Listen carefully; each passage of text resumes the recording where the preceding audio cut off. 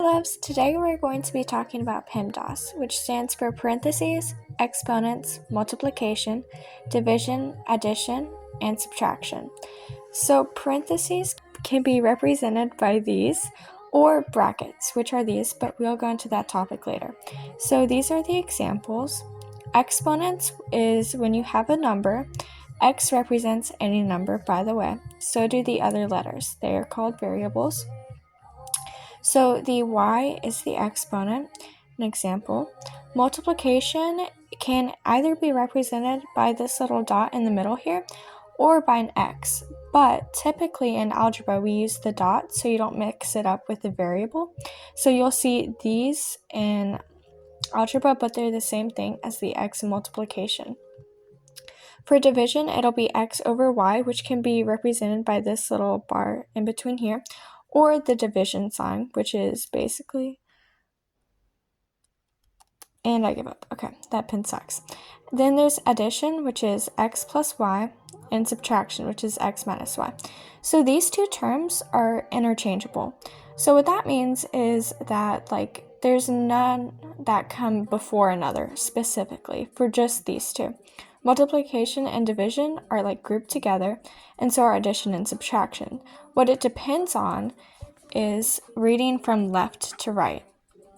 So when you read from left to right, you will see which ones come first, and PEMDAS is the order in which you solve an algebraic problem.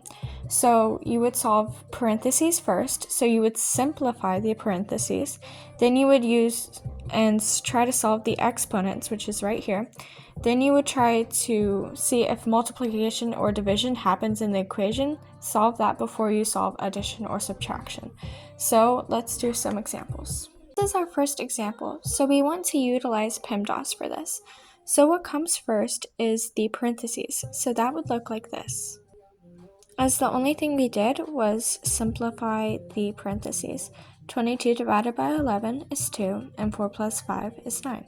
So the next step we want to do is exponents. So these numbers right here, you can't see it well, but it's a 3 and a 2. So we want to solve them. An exponent is the number times itself. So it would be 2 times 2 times 2, and then 3 times 3. It's getting more and more crooked. Okay, so we simplified the exponents. The next thing we want to do is multiplication or division.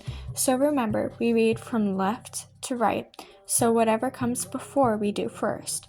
So instead of doing 5 plus 8, because that's addition that comes last, we would do 8 times 2, then negative 9 times 9. So it would look like this. Now, the next thing we want to do is add these numbers and then subtract 81. And with that, the answer is negative 60.